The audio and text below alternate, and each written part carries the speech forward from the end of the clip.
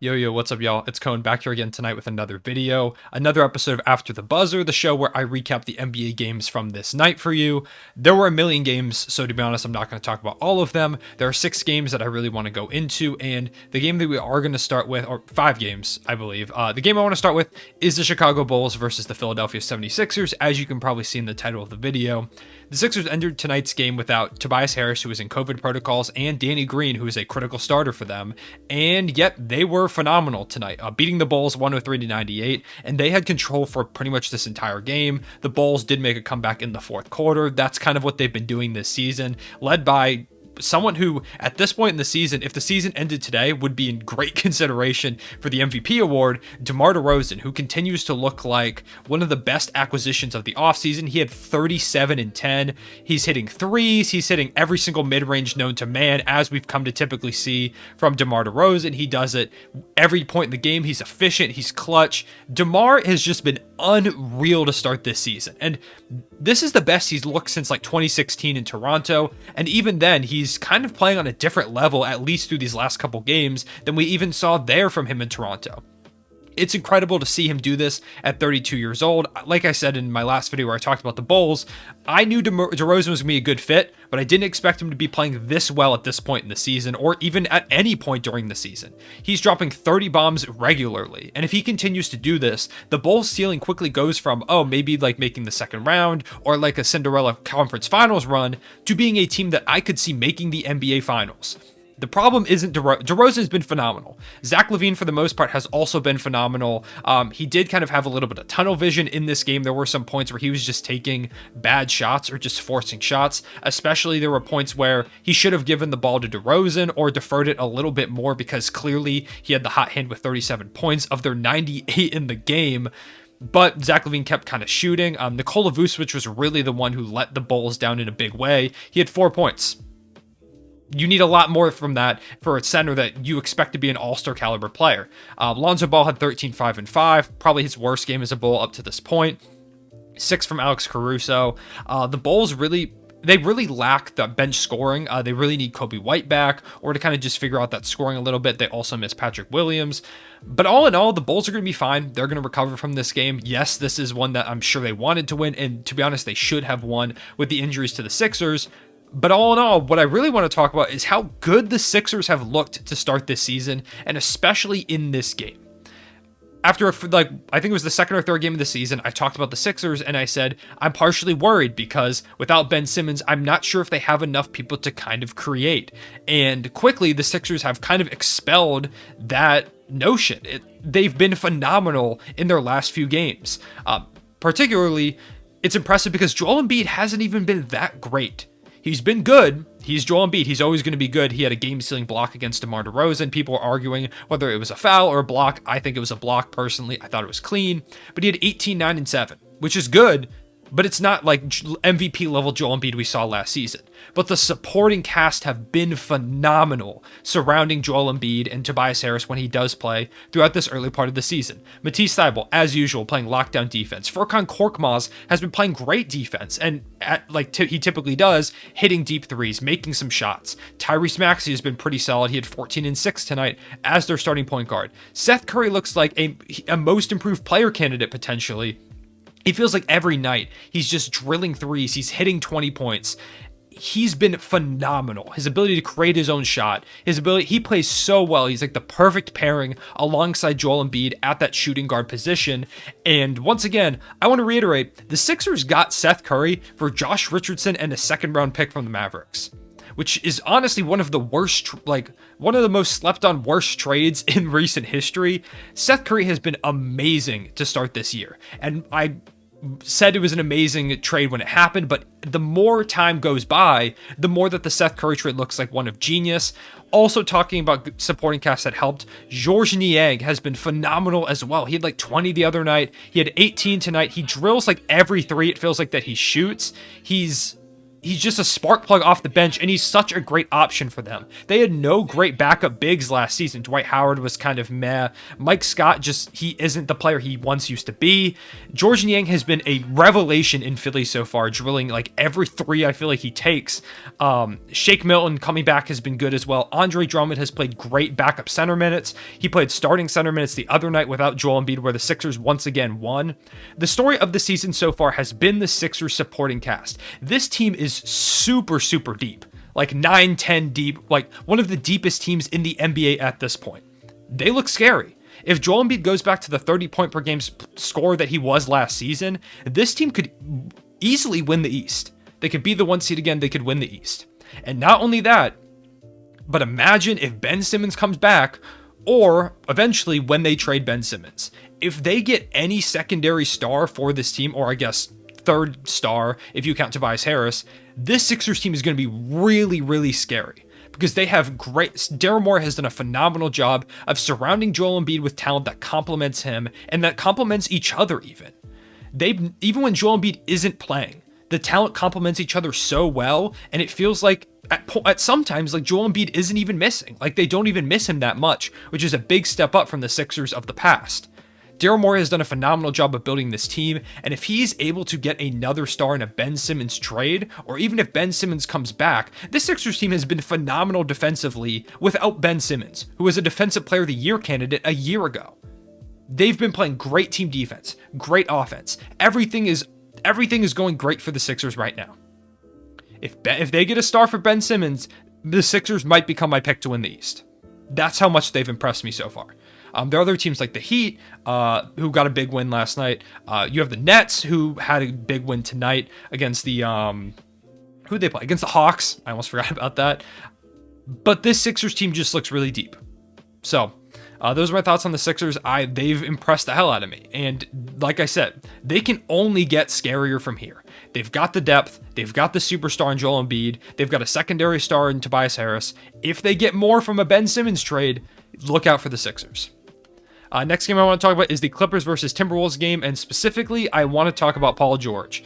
I talked about him a little bit when I talked about the Thunder game from the other night because he killed us, especially in the fourth quarter, where he kind of just like took over.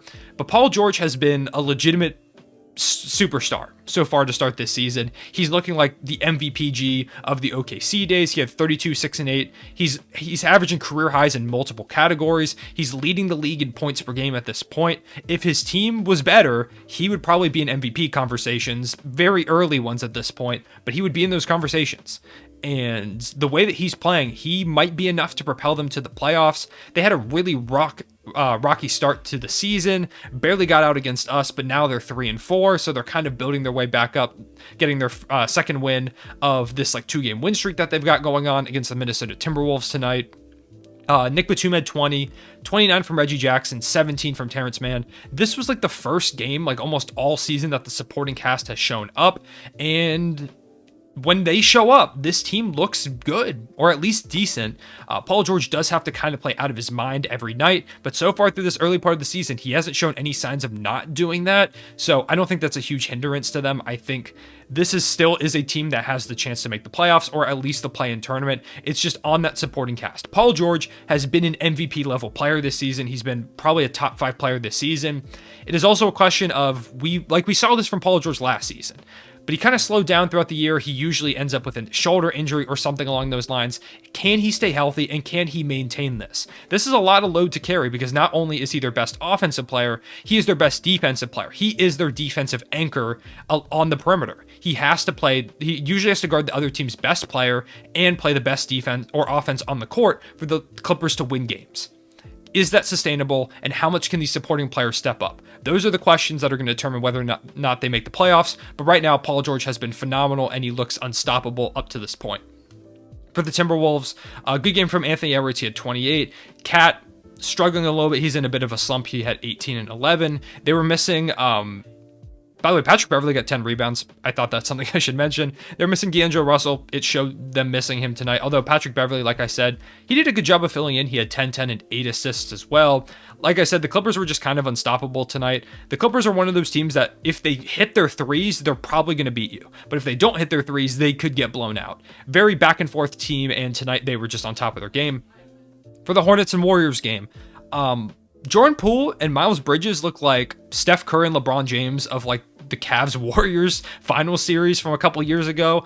It was crazy to watch. I've talked about Miles Bridges. I'll talk about him a little bit more. 32, 9, and 2 for Miles Bridges. He looks like an all-star. And if he keeps up with this production, he's probably going to be one. It's amazing to watch him kind of have this breakout season. He's going to get absolutely paid in this upcoming offseason, as he should. Things are going to get tough salary-wise for the Hornets in a few years. You're paying Gordon Hayward, you're paying Terry Rozier, you're going to have to pay Miles Bridges and LaMelo Ball. This is probably going to be their core going forward. And if Miles Bridges turns into a star player, their timeline accelerates rapidly. They do need some production from some other guys. Terry Rozier wasn't very good tonight. He had 5, 7, and 2. Only 14 from LaMelo Ball, who really struggled. PJ Washington only had 7. Kelly Oubre, he had 0 in only 13 minutes. They do kind of still need to figure some things out. Tonight really wasn't their night, but Miles Bridges once again was phenomenal. For the Warriors, if I told you that a player on this team dropped 31, 3, and 1, and he had 6 threes in the first half, you would 100% think I'm talking about Steph Curry. I'm talking about Jordan Poole. Before the season, a lot of people, me included, picked Jordan Poole to win Most Improved Player, and these were the games we expected from him. I expect him to do this, not on a regular basis. He's not going to score 30 every night, but every few nights, I expect Jordan Poole to have the ability to go off for like 30.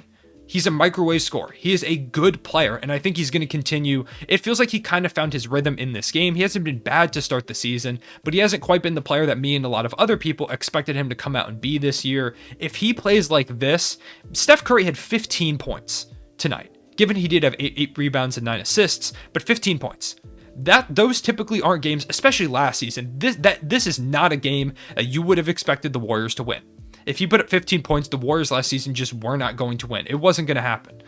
But this season, Jordan Poole puts up 31, 14 from Andrew Wiggins, 14 from Gary Payton II, who was great tonight, 15 from Damian Lee, 8 from Nemanja Bjelica. This team is much deeper than last year's team. And like I was talking about with the Sixers, if they get like another player from Ben Simmons, when the Warriors get Klay Thompson and James Wiseman back, this team's going to be very scary. And if Jordan Poole can keep up, not 30 points per game, but if he can be the player that me and a lot of other people thought he was going to be coming into the season, the Warriors are going to be very scary.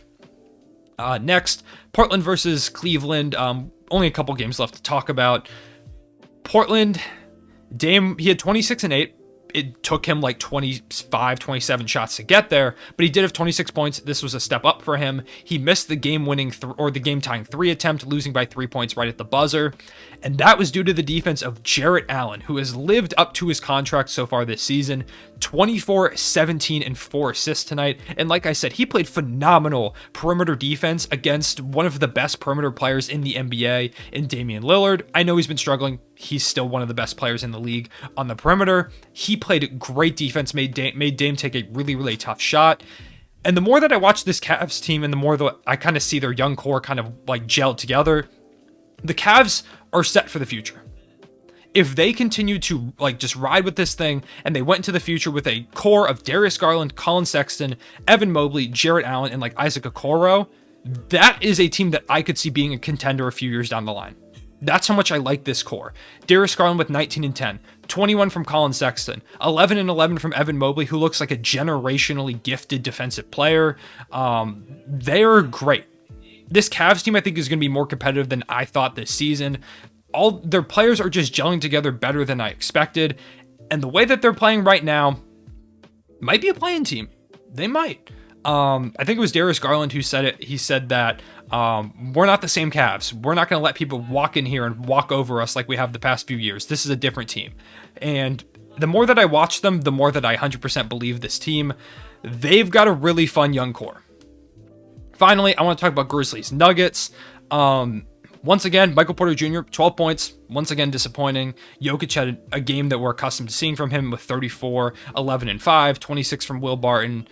Michael Porter Jr. has to be better. He just has to be. And we've talked about this before, so I'm not going to harp on this any longer. But if he's not better, then that contract's going to look really bad really fast. For the Grizzlies, Jaren Jackson Jr. had 22 points. This was a solid game for him.